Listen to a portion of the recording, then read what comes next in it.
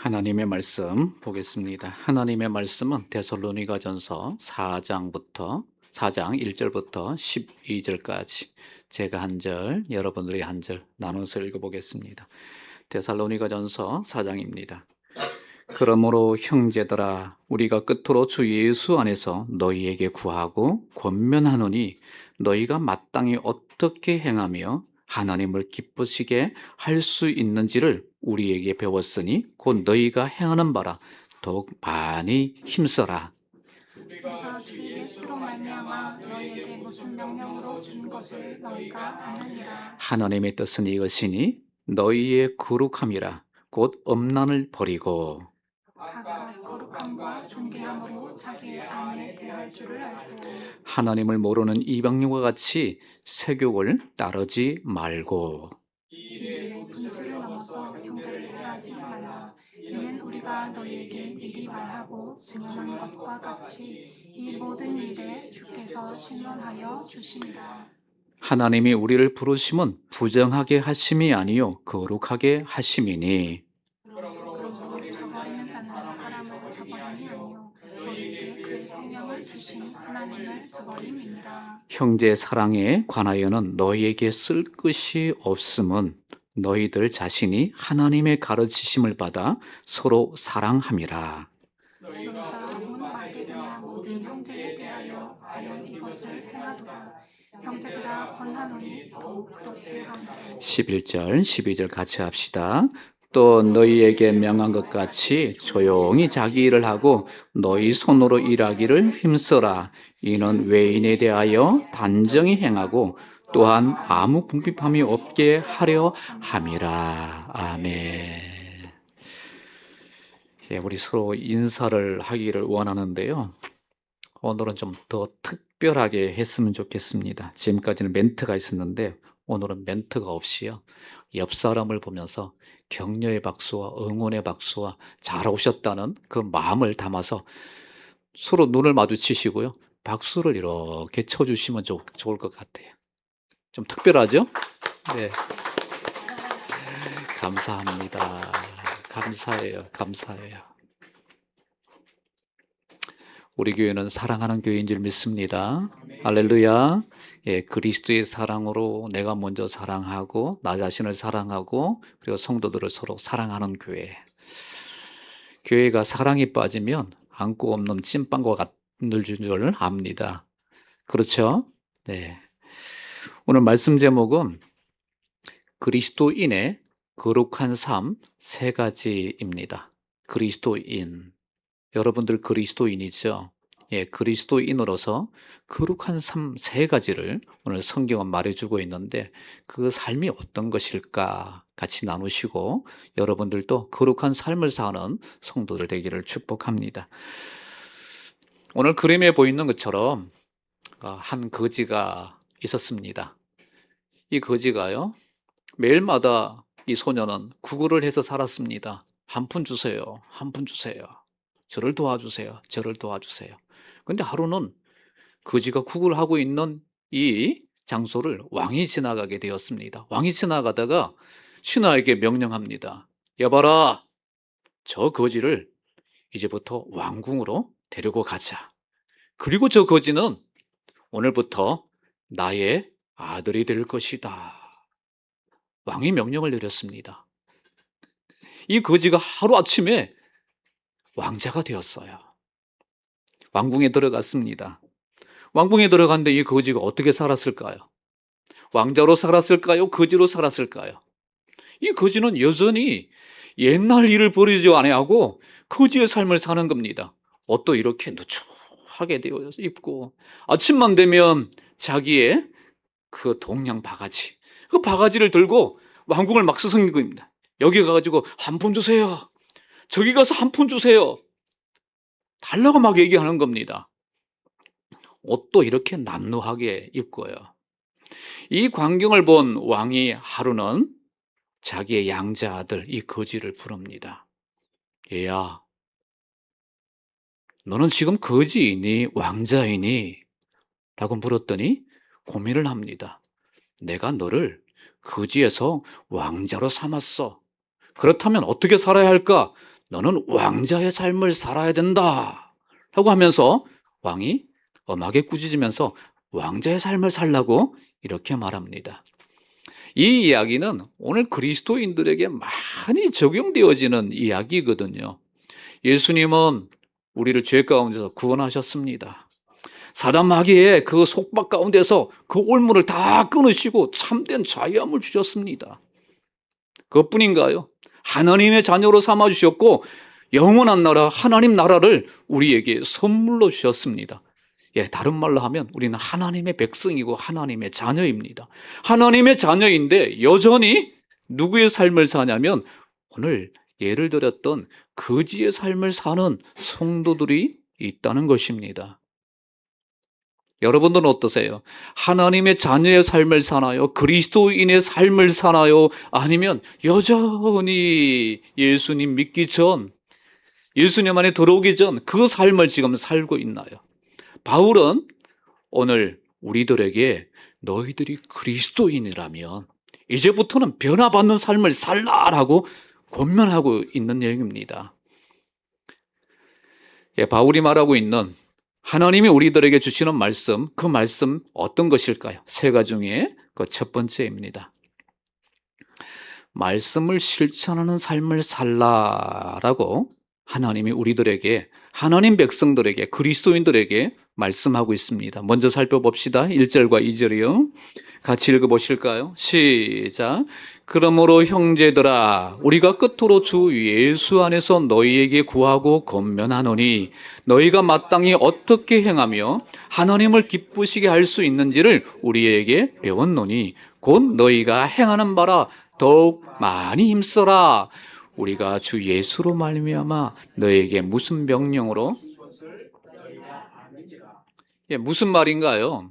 바울은 이 데살로니가 교회에 내가 말씀을 가르쳤다. 그 말씀 가르친 거 너희들 다 배웠지? 배웠다면 이제부터는 1절 마지막이요. 곧 너희가 행하는 바라. 지금 말씀 가운데 지금 저들이 막 살고 있어요. 살고 있는데 바울이 더 강조하고 있습니다. 어떻게? 더욱 많이 힘써라. 하나님의 말씀을 너희들이 배웠으니까, 알게 되었으니까 하나님 말씀을 어떻게 하라고요? 더욱 많이 힘써라. 다른 말로 하면 실천하는 삶을 살라. 왜 말씀을 실천하면서 살아야 할까요? 우리는 하나님의 백성이기 때문에 그랬습니다. 초두에 말씀드렸던 것처럼 우리는 죄 가운데 있었어요. 사단 마귀의 노예 가운데 있었어요. 육신의 삶을 살던 사람입니다. 예수님께서 우리를 삶을 확 바꿔놔 버렸어요. 진짜 완전히 바꿔놨어요. 새 사람으로 바꿔놨어요. 땅의 것이 아닌 저 영원한 것을 위해서 사는 존재로 우리를 완전히 바꿔놨어요. 그러니까 우리는 그래서 그리스도인이다. 그리스도인이라면 어떤 삶을 살아야 된다? 더욱 많이 힘쓰는 삶, 다른 말로 하면 말씀을 실천하는 삶을 살라라고 성경은 말해주고 있습니다. 여러분, 말씀을 실천하는 삶을 살고 있나요? 어떠세요? 여러분, 말씀 들으면 그 말씀을 이렇게 바울이 말하고 있는 것처럼 더욱 많이 힘쓰면서 살고 있나요? 아니면 말씀 들으면 여기서 이 자리에서는 잘 기억하세요. 나눌 때까지도 나눠야 되니까 잘 기억하세요. 제가 우리 선생님들한테 물어봅니다. 지난주 설교 제목이 뭐예요? 예.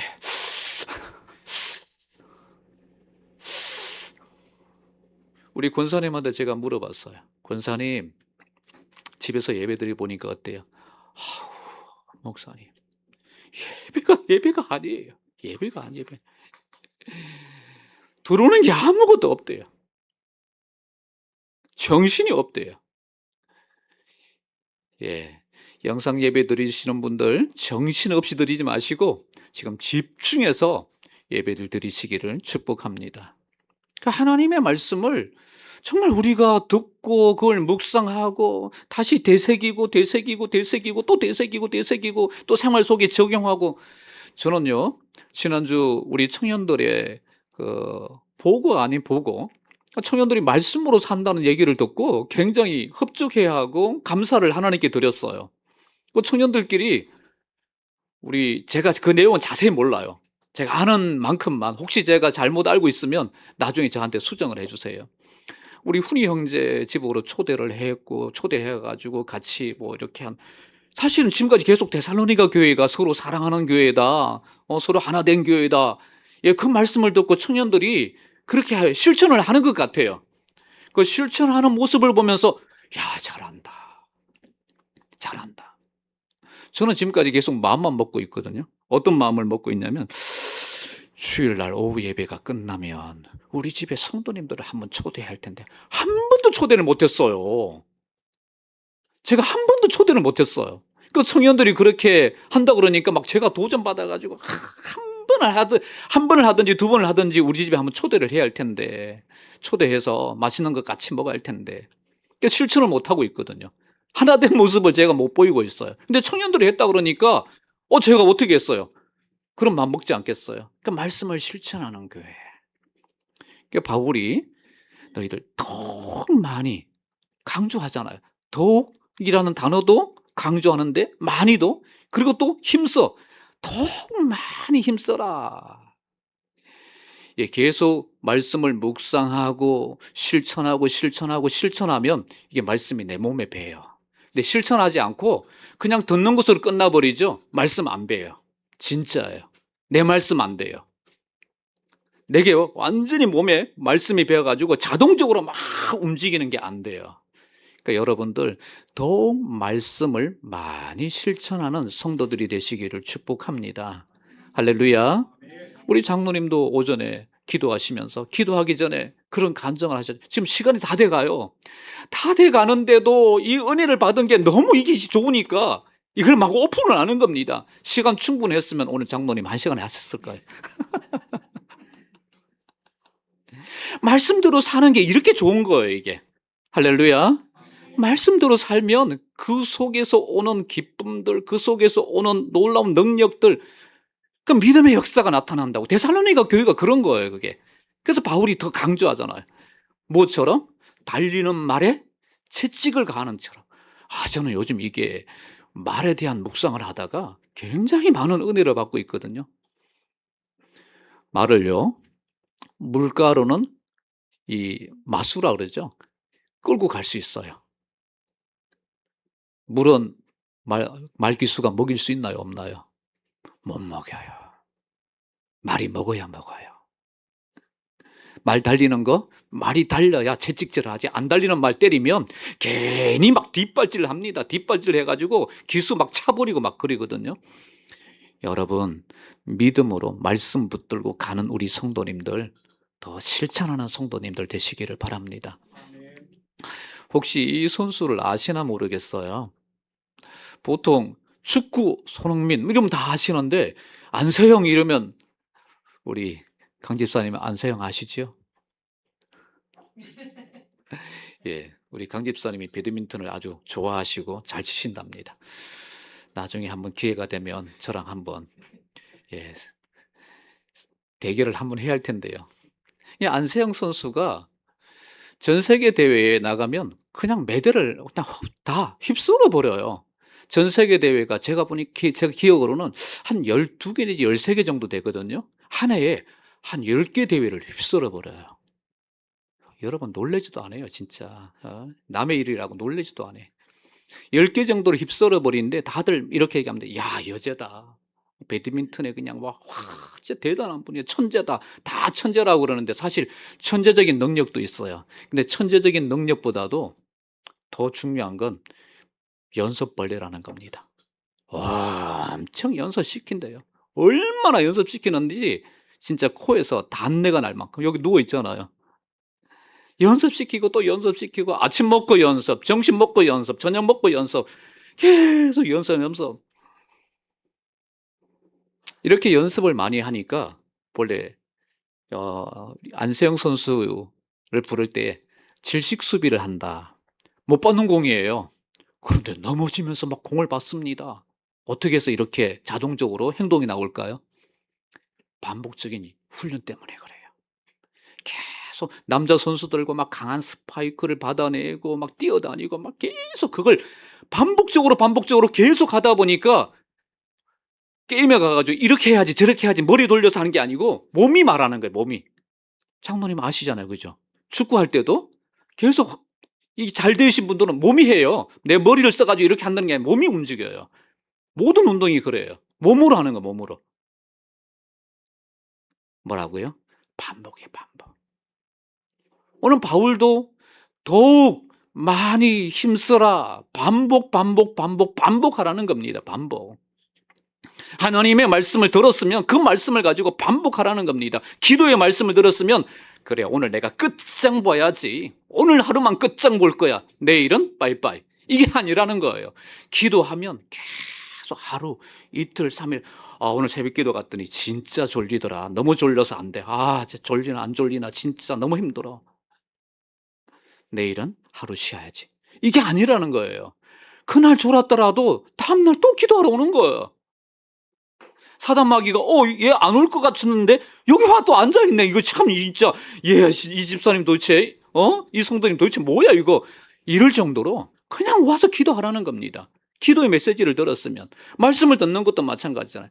제가 전도서 말씀을 읽는데 처음에 읽는데 이거 뭐야 이 내용이 그냥 바로 직선적으로 주는 메시지가 아니에요. 전도서는 이게 의미를 찾아야 돼요. 의미를 싹 생각을 해봐야 돼요.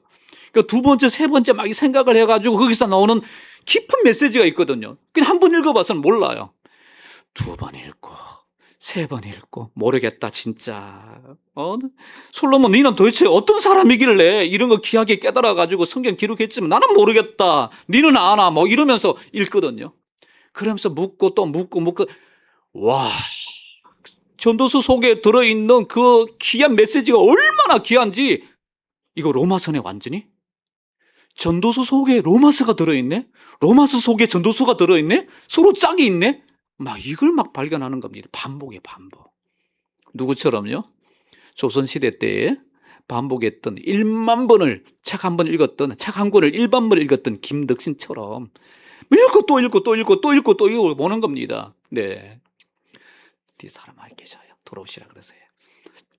읽고 또 읽고 보는 겁니다. 예. 사랑하는 귀한 우리 성도 여러분, 하나님의 말씀이잖아요. 하나님의 말씀이기 때문에 우리는 계속 우리 몸에 배게끔 실천할 수 있도록 계속 노력을 해야 할 줄 믿습니다. 우리 전도서 12장 한 구절만 같이 읽어보실까요? 시작.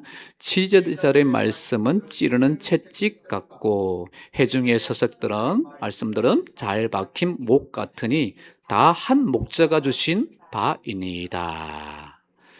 예, 차를 좀 빼주시면 좋을 것 같아요. 8966?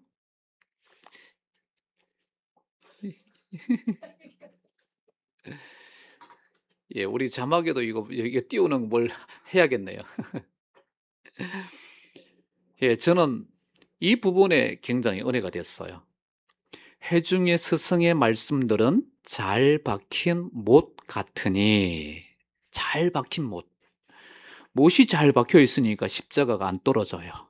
못이 잘 박혀 있으니까 나무들이 어긋나지가 않습니다. 잘 박힌 못. 잘 박힌 못처럼 하나님의 말씀이 여러분 심령 속에 잘 박히기를 원하는 마음이 제 마음속에 크게 와닿았어요. 말씀이 박혀가지고 그 말씀 속에서 계속 생활하고 실천하고 그래서 저 성도는 정말 그 말씀 붙들고 사는 성도다. 이제는 그 바뀌어가지고 말씀이 저 성도를 붙들어서 가네? 이렇게 변화되어지는 성도. 그리스도인, 거룩한 그리스도인의 삶 첫 번째가 뭐라고요? 말씀을 실천하는 삶입니다. 그 두 번째는요, 성결한 부부의 삶이에요. 같이 우리 3절부터 5절까지 읽어봅니다. 시작. 하나님의 뜻은 이것이 너희의 거룩함이라 곧 음란을 버리고 각각 거룩함과 존재함으로 자기 안에 대할 줄을 알고 하나님을 모르는 이방인과 같이 세욕을 따르지 말고. 예, 바울은 두 번째로 부부 생활에 대해서, 부부의 삶에 대해서 그리스도인은 이와 같이 살아야 된다 라고 말씀합니다. 여기에는 결혼하신 분도 계시고 또 남편을 일찍 천국으로 보낸 분도 계시고 또 결혼해야 할 분도 계시고 또 이 중에 나는 결혼 안 해. 난 혼자 살 거야 하는 분들도 아마 있으리라고 생각합니다. 어떤 분이든지 이 부부의 삶은 성경은 이렇게 말합니다. 여러분 성경적인 부부의 삶을 사는 성도들이 되시길 바랍니다. 또한 청년들은 오늘 말씀을 들으면서 부부의 삶에 대한 청사진을 좀 그렸으면 좋겠어요. 내가 나중에 결혼하면 나는 이런 아내가 될 거야. 이런 엄마가 될 거야. 이런 남편이 될 거야. 이런 아빠가 될 거야. 나는 이런 사람 될 거야. 이런 부부의 삶을 나는 살 거야라고 청사진을 하나님 앞에서 좀 이렇게 많이 아름답게 이렇게 그렸으면 좋겠어요. 사실 저는 청사진이 없었어요. 그냥 결혼하면 되는 줄 알았어요. 우리 엄마 아빠처럼, 우리 엄마 아버지처럼 그냥 무의식적으로 그렇게 살면 되는 줄 알았어요. 또 오늘 성경을 보니까 아니구나. 성경적인 이 부부의 삶을 성경은 말해주고 있구나. 자, 먼저요. 하나님의 뜻은, 부부의 삶에 대한 하나님의 뜻은 이와 같대요. 너희의 거룩함이라 라고 성경.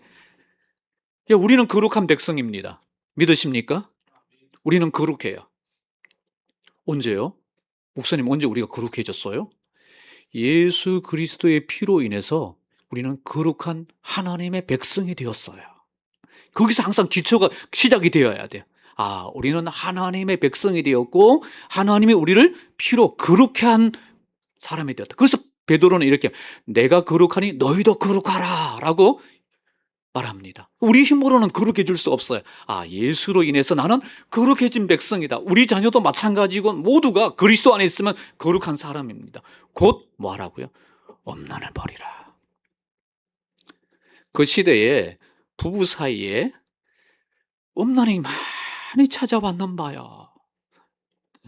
엄난한 생활이 많이 있었는가 봐요. 남편도 엄난한 생활, 부인도 엄난한 생활. 그래서 바울이 말하기를 엄난을 버리라. 엄난한 생활은 거룩한 그리스도의 삶이 아니다 라고 말씀합니다. 할렐루야. 여러분들 결혼하실 분들 엄난 마귀는 항상 물리치시기를 축복합니다.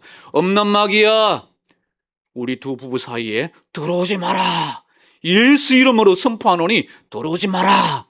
선포하세요. 할렐루야. 지금 부부이신 분들도 마찬가지입니다.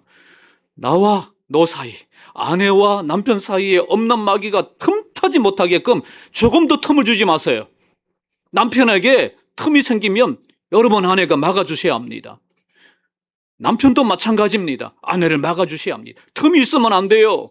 조금도 틈이 있으면 안 됩니다. 틈이 생기는 순간 두 부부는 심각한 문제가 발생을 합니다. 남편들에게 이렇게 말합니다. 4절 같이 읽어봅시다. 시작.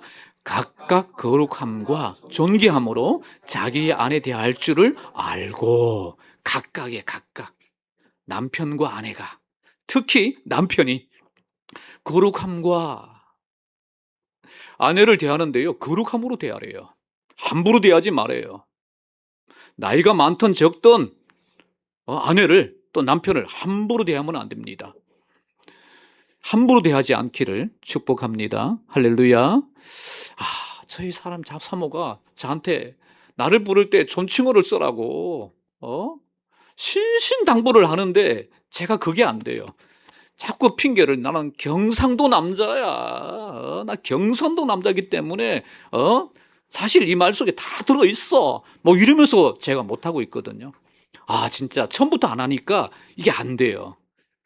여러분, 남편과 아내 사이에 서로 거룩하게 여길 줄 아는 우리 성도가 되길 바랍니다. 그러면요, 다툼도 많이 줄일 수 있어요. 서로가 하찮게 여기다 보니까, 서로가 존귀 여기지 않고 그냥 가치를 이렇게 여기다 보니까, 그래서 다툼이 생기기도 하고 문제가 생기기도 하거든요. 오늘 제가 더 많이 다뤄야 할 부분은 존귀함입니다. 존귀함. 남편들아, 아내를 존귀함으로, 존귀함이라는 말은 가치를 말합니다. 가치. 이제 아내는 내가 결혼했으니까 잡아놓은 물고기야. 오랫동안 같이 살았으니까 뭐 그냥 내 다 알지 뭐 하면서 하찮게 여기는 남자들이 있다면 이 시간 주님 앞에 나와서 여러분 회개하시기를 바랍니다. 성경은 말하기를 아내를 존귀 여기래요. 우리 옆 사람들한테 우리 한마디만 우리 인사합시다. 아내를 존귀 여깁시다. 예, 아내만 존귀 여겨야 하나요? 남편도 존귀 여겨야죠. 우리 남편을 존귀 여깁시다. 예, 요즘에 남편들 맞고 사는 남편들이 많대요. 존귀 여기지 않아서 그런 거거든요. 제가 한 번 말씀드렸잖아요. 70대 되신 우리 어르신이 제 머리를 보고 목사님 파마가 너무 잘 나왔어. 아, 목사님은 파마 스타일인가 봐. 아, 잘 나왔어. 선생님도 파마 하시면 되죠. 그랬더니 안 돼, 나 못해. 왜요? 내가 한 번은 우리 와이프한테 나도 파마 할까 그랬더니 죽을래? 나이 들었으면 뭐 하는 거야? 이런 말 때문에 내가 아내 말을 또 들어줘야 하잖아. 그래야 살지. 그래서 내가 막 파마를 못하고 있어. 그 말을 듣는 순간 제가 아이고 이거 아닌데 이거 아닌데 제가 그런 생각이 들었습니다. 서로 존귀 여겨야 합니다. 그 말을 존귀 여겨야 돼요. 그러니까 존귀 여긴다는 말은 높인다라는 그런 뜻도 있지만 더 큰 의미가 여기 담겨 있어요. 예수님께서 저 아내를, 예수님께서 저 남편을 십자가의 피로 구원하신 사람으로 여겨라라는 그런 뜻이에요. 성경이 말하는 존귀함은 그 예수님께서 저 사람을 위해서 피를 흘리셨어요. 몸을 주었어요. 그러면 아내는 그 값어치가 어떻게 될까요? 보통 값어치가 아니에요. 어마어마한 가치를 두고 있는 사람이란 말이에요. 그게 바로 존귀함이에요. 아, 우리 아내는 정말 귀한 아내구나. 주님이 피를 흘려서 몸을 들여서 산 그런 아내구나, 남편이구나. 이렇게 해서 뭐 하라고요? 자기 아내 대할 줄을 알고. 할렐루야. 자기 아내를 대할 줄 알고.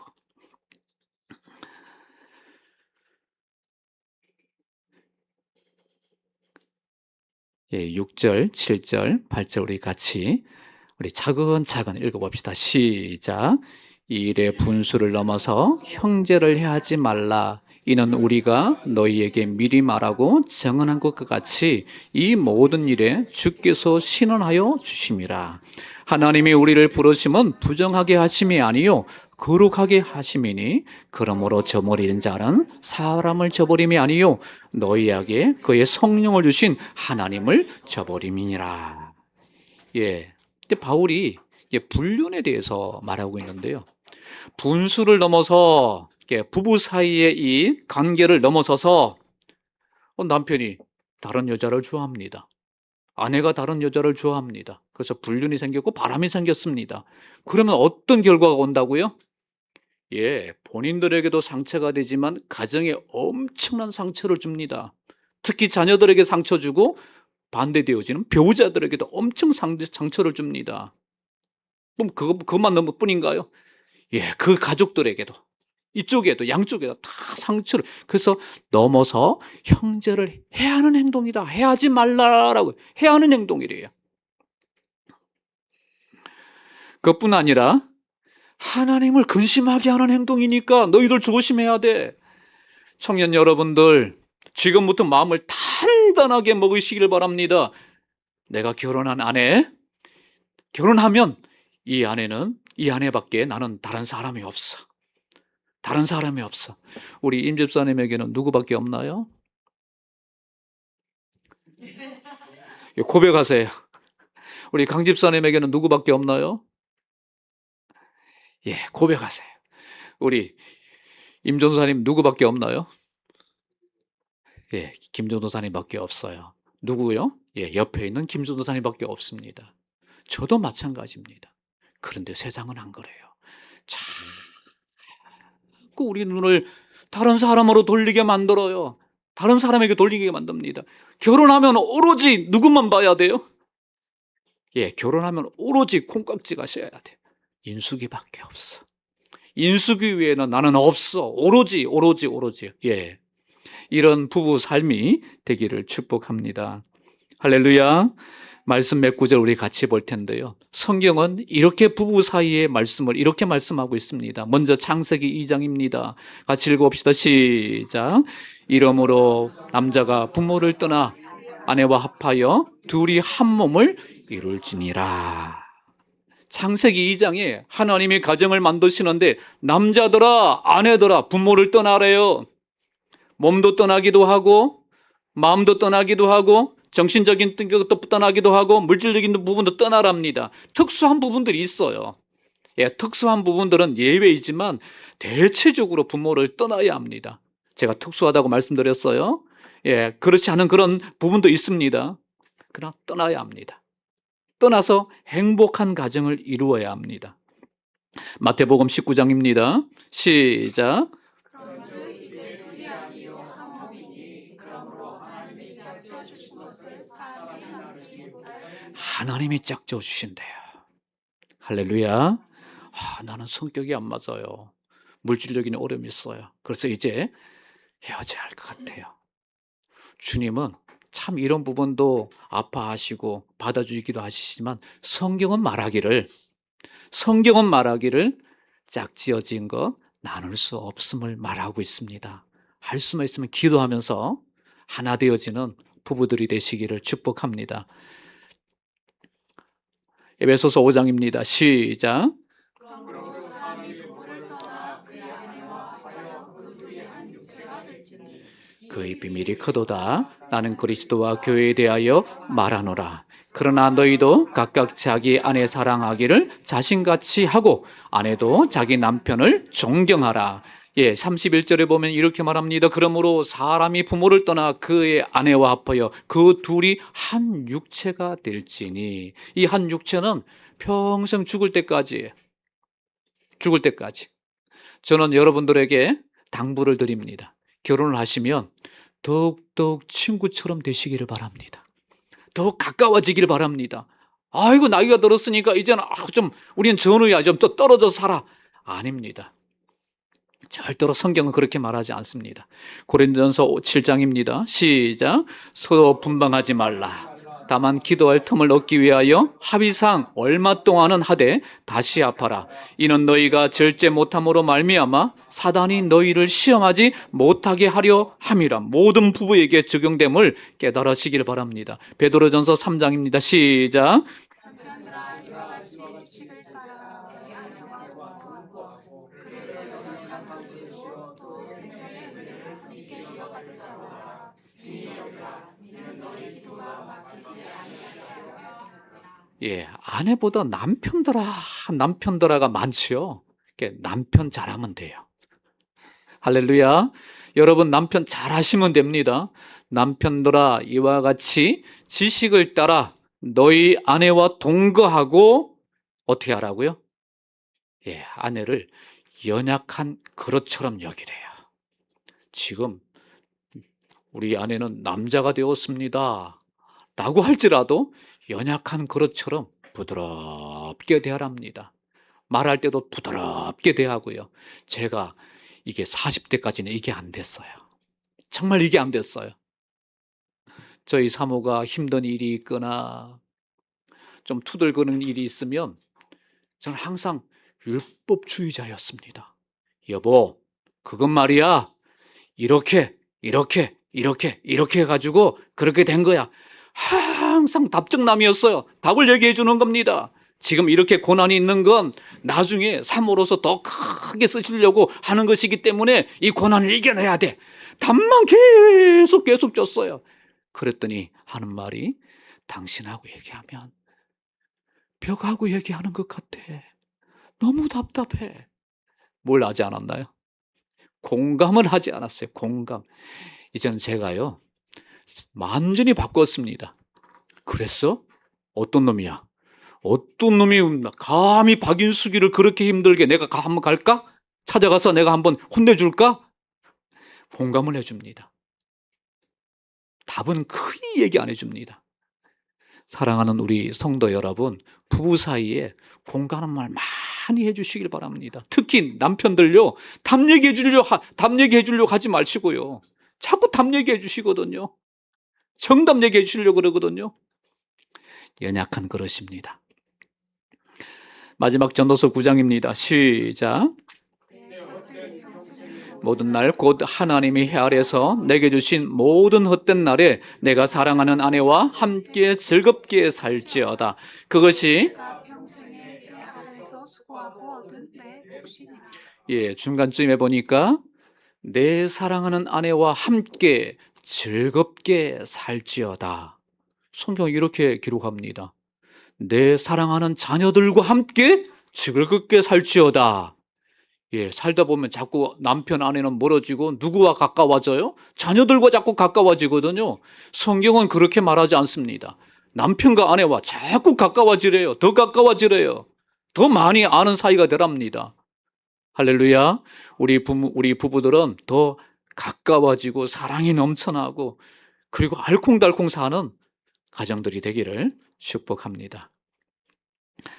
마지막입니다. 사랑하며 일하는 삶을 그리스도인의 삶 세 번째를 말하고 있습니다. 여러분 서로 사랑하시죠?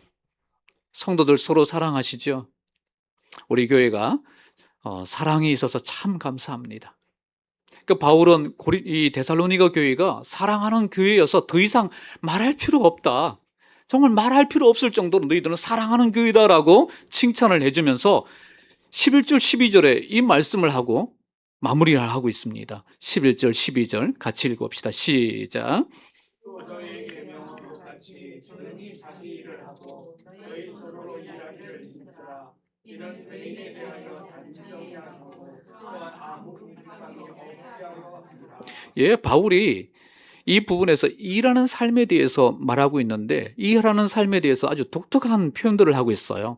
또 너희에게 명한 것 같이 조용히 자기 일을 하고, 그러니까 입 닥치고 이런 뜻은 아니고요. 조용히 자기 일을 하래요. 그러니까 조용히 자기 일을 한다는 그 뜻은 어떤 뜻이냐면 남의 일에 참견하지 말고 공동체를 해치지 말고 이런 뜻입니다. 그러니까 데살로니가 교회 성도들 중에 일을 하지 않는 성도들이 있었는가 봐요. 그 성도님들이 이 집에 가가지고 누구 얘기요?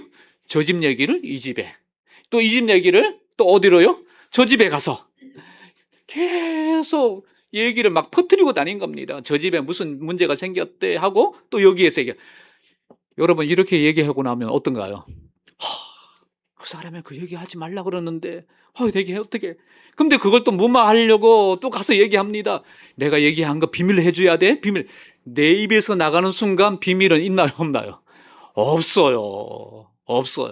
그러니까 바울이 그런 의미를 가지고 조용히 자기 일을 하고 다른 사람들의 문제나 어려운 일들 가서 이곳저곳에 퍼뜨리지 말고 무슨 일을 하고 자기 일에 성실해. 자기 일, 자기에게 맡겨진 가정, 자기에게 맡겨진 사역, 자기에게 맡겨진 직장 일들이 있잖아요. 그 일을 성실하게 하고 그 말을 너희 손으로 일하기를 힘쓰라. 성실히 하라는 겁니다. 자기 일을 성실히 하래요. 그러니까 여러분들 자기에게 맡겨진 일들을 성실히 하는 성도들이 되시기를 바랍니다. 할렐루야. 그러면요, 이는 외인에 대하여 단정히 행하고 또한 아무 궁핍함이 없게 하려 함이라 하면서 일에 대해서 마지막 삶을 얘기합니다. 여러분 지금 성실히 일하고 계시나요? 열심히 잘 일하고 계시나요? 다른 사람의 일에 대해서 막 간섭을 하고 하면서 문제를 일으키면서 공동체를 힘들게 하고 있나요? 공동체를 힘들게 하는 일을 하지 말고 여러분의 일에 성실히 일하는 우리 귀한 성도들 다 되기를 바랍니다. 오늘 말씀을 결론을 맺으려고 합니다. 말씀을 실천하는 삶, 성결한 부부의 삶, 사랑하며 일하는 삶에 대하여 그리스도인이라면 이 세 가지를 행하라라고 하나님이 우리에게 말씀하고 있습니다. 함께 같이 우리 기도하실까요? 기도할 때요, 저는 이 기도를 여러분들에게 제시하고 싶습니다. 그리스도인으로서 거룩한 삶을 살게 하시옵소서. 또 부부의 삶 가운데에 청사진을 그리게 하시옵소서. 지금보다 1년 후, 10년 후 나는 부부의 삶을, 가정을 어떻게 꾸릴까? 청사진을 그리게 하셔서 그 청사진 가운데에 하나님의 그 뜻 가운데서 이루어가는 우리가 되게 도와주시라고 함께 같이 우리 기도하겠습니다.